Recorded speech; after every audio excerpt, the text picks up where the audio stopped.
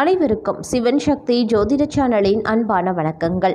பிரபல ஜோதிடர் ஜோதி பட்டாச்சாரியார் அவர்களின் கணிப்பின்படி துலாம் ராசிக்காரர்களுக்கான சித்திரை மாத கடைசி 20 நாட்களுக்கு என்ன மாதிரியான மாற்றங்கள் உருவாக போகிறது, அவர்களுக்கு எப்படிப்பட்ட பலன்கள் கிடைக்கப்பெற போகிறது அப்படின்னு தான் தெரிஞ்சுக்க போகிறோம்.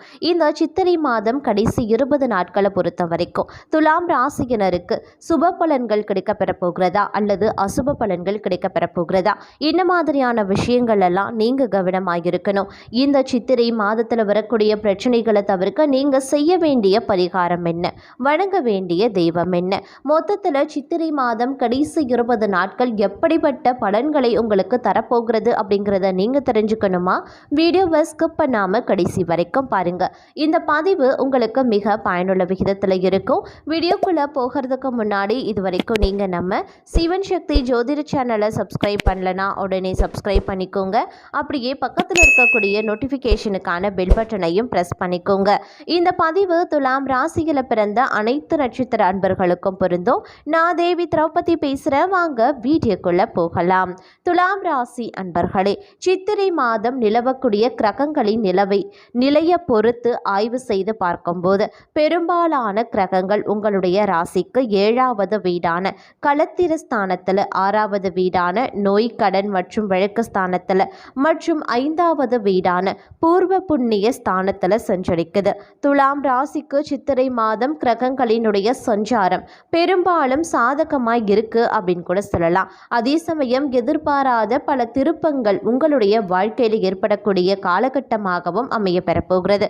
நினைத்ததை முடிக்கக்கூடிய அமைப்பும் ஒரு சிலருக்கு உண்டாக பெறும். சித்திரை மாத துவக்கத்திலேயே புதனால துலாம் ராசியினருக்கு பூர்வீக சொத்து சம்பந்தப்பட்ட விஷயங்கள்ல இருந்து சாதகமான மாற்றங்கள் நிகழ ஆரம்பிச்சிருக்கும்.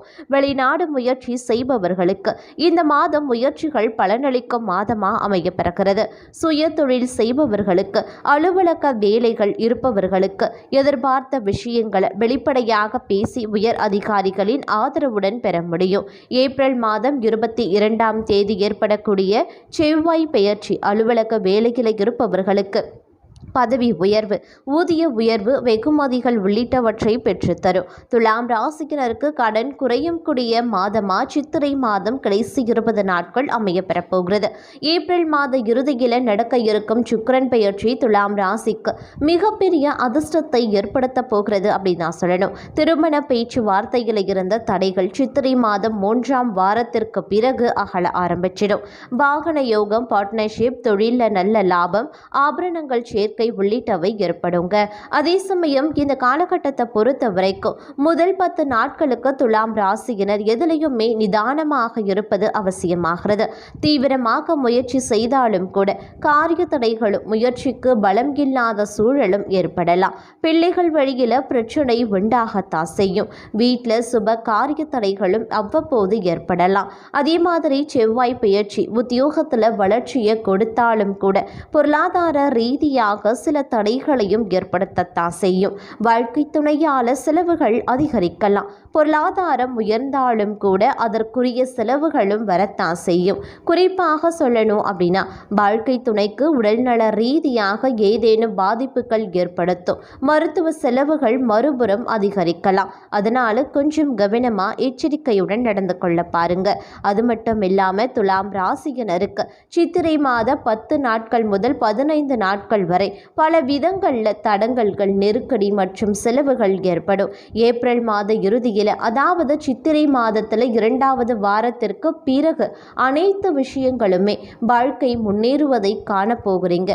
பொருளாதார நிலையும் வலுப்பட ஆரம்பிச்சிடும். துலாம் ராசிக்கு 2024 குரு பெயர்ச்சி 8இல் மறைவது விபரீத ராஜயோகத்தை ஏற்படுத்தும். அது மட்டுமல்லாம குருவின் பார்வைப்படும் வீடுகளால குடும்ப ஆதரவு, பயணத்தால ஆதரவு உள்ளிட்டவை ஏற்படுவதற்கான வாய்ப்பு இருக்கு. உடல் ஆரோக்கியத்தை மட்டும் சற்று கவனித்துக் கொள்ள வேண்டியது அவசியமாகிறது. மாதத்தினுடைய பகுதி அப்படின்னு வரும் பொழுது எதையுமே யோசித்து செய்வது நன்மையை தரும். கோபமாக பேசுறத முற்றிலுமா தவிர்த்து கொண்டு நிதானமாக பேசி செயல்படுவது காரிய வெற்றிக்கு உதவும். அதே மாதிரி எந்த விஷயத்திலையுமே மிக மிக எச்சரிக்கையாக இருப்பது நல்லது. வீண் குற்றச்சாட்டுக்கு ஆளாகலாம். குடும்பத்தில் ஏதாவது ஒரு வகையில் வகையில் திடீர் சச்சரவுகளும் தோன்றலாம். அதற்கு இடம் கொடுக்காமல் நடந்து கொள்வது அவசியமாகிறது. உடல் ஆரோக்கியத்தில் கவனமாக இருங்க. பொருட்களையும் கவனமாக பார்த்து கொள்வது நல்லது. குழந்தைகளிடம் இருந்து வந்த கருத்து வேற்றுமைகளும் நீங்க பெறும்.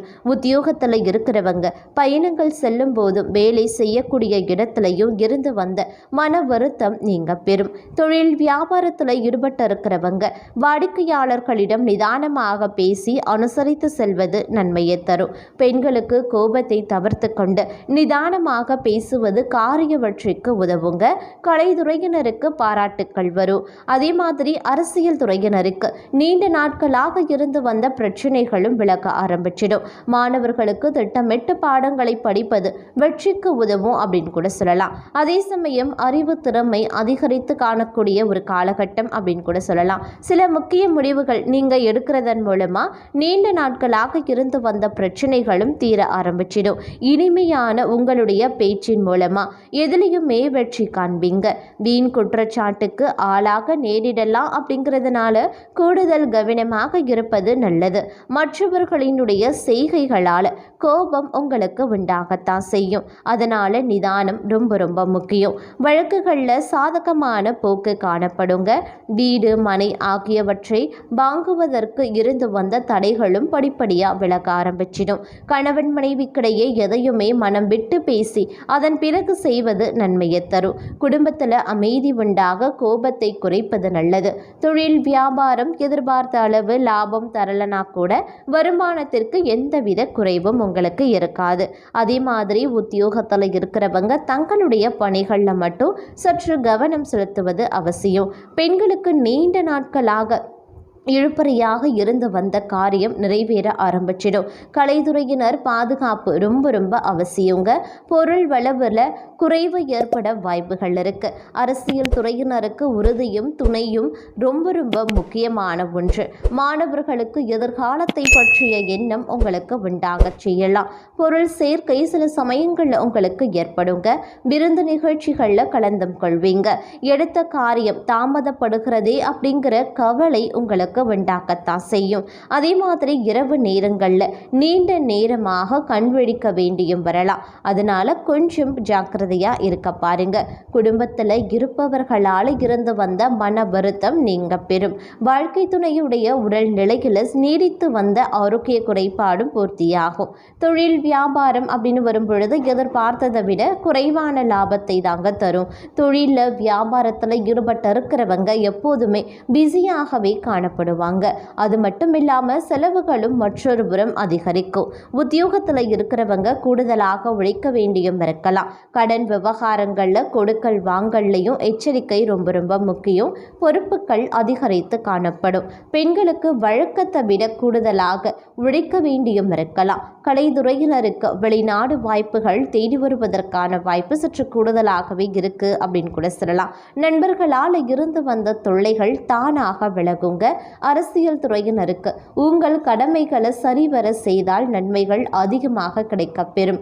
மாணவர்களுக்கு கல்வியில வெற்றி பெற கூடுதல் நேரம் பாடங்களை படிப்பது அவசியம். பொறுப்புகள் உங்களுக்கு சற்று அதிகரித்து காணப்படக்கூடிய ஒரு காலகட்டம் அப்படின்னு நான் சொல்லணும்.